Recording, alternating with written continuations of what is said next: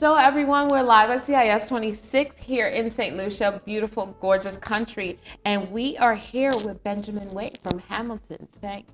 So Benjamin, tell us a little bit about yourself and how you got into this industry. Sure, thank you very much. And it's a great opportunity. I love St. Lucia and a beautiful place.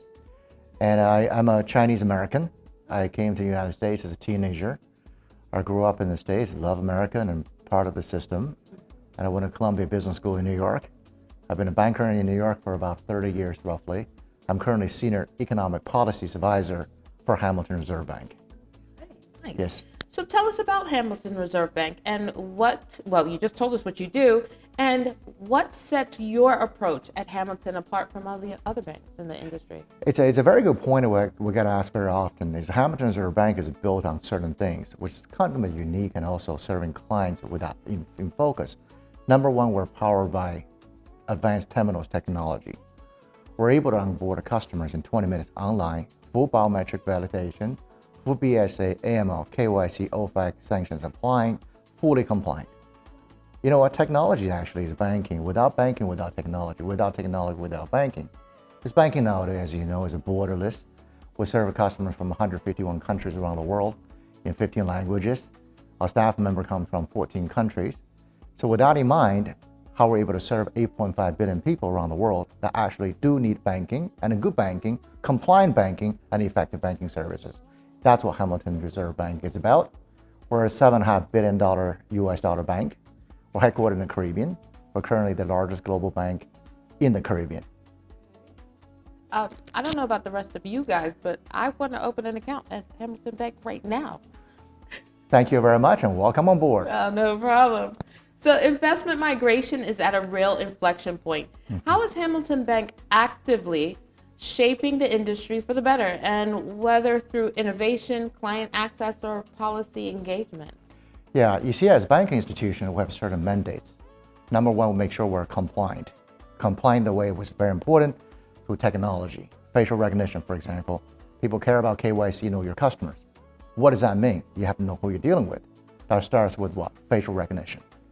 So we're brought in passport validation, matching facial recognition. That technology behind it also powers US border entry. The high confidence, level of confidence is foundation for everything we do. Number two, we have extensive correspondent banking channels. Extensive, meaning we're able to transact in 126 currencies in literally 10 seconds around the world. Borderless, frictionless, terminals banking technology. All that doesn't come with it cheap. We spent about a $100 million US dollar commitment on technology alone. That automation is making all of us better, making our correspondent banking safer, making the banking system safer. Now, keep in mind, in immigration migration, we're not governments. So we handle the banking part of it, full AML, KYC compliant. Whoever gets approved as citizenship, it's government's mandates. So the two buckets of services, banking versus citizenship approval, are not exactly the same thing, even though both entities care very much about complying with the laws around the world. Right. So especially in this industry, the conversation always goes back to the safety, the reputation, and because we need high-end, very great technology and secure technology to secure this whole program and keep it going. I mean, you're absolutely correct. You think about nowadays, what people really worry about is actually violating sanctions, OFAC, all that kind of stuff. We as a leading bank, that is our number one priority. It's not profits, not customer onboarding, because without proper compliance, without the ability through technology to do compliance, it's impossible. I give an example. One of the leading correspondent banks we transact with does about 100 million wires a day. 100 million a day. We do about 1,000. Think about 1,000 between $100 million. How 100 million wires, there's no paperwork involved.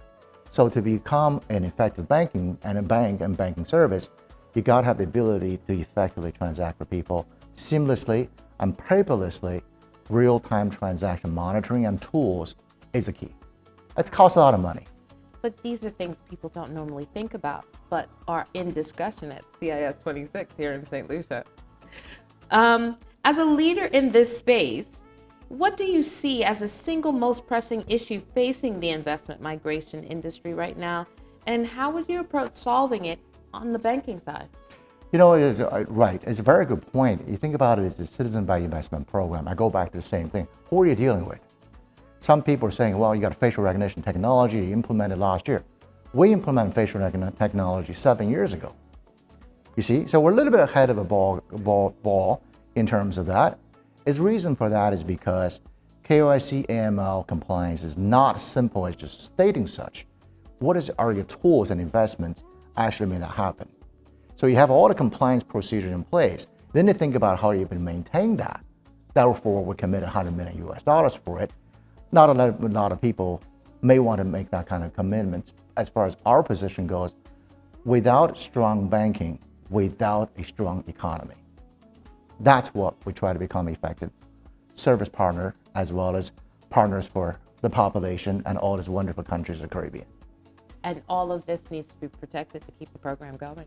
You're absolutely correct. And I realize government officials do all they can to do a wonderful job making sure what they're doing, and local banks do a great job providing EC dollar related local community support programs and loans and stuff. We do not touch EC dollars. We are just quite a bit faster in international payments.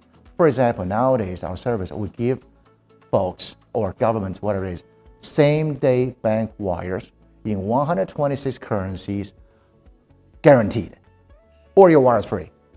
Oh. Now you like that. Yes, we like that a lot. So final question. Please. What brings you the most optimism about where the industry is headed, and what are you most looking forward to at CIS26?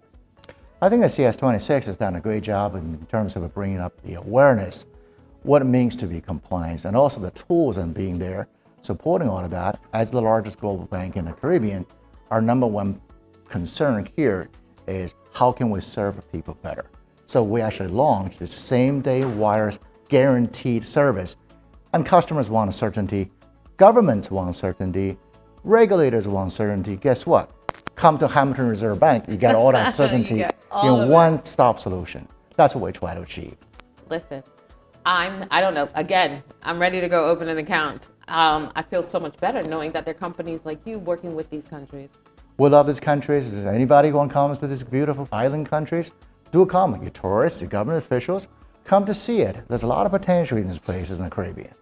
I look forward to seeing you at CIS27 when they announce where we're going to be next. Likewise, looking forward to see you again soon, my friend. No problem. Talk to you soon. Thank you so much.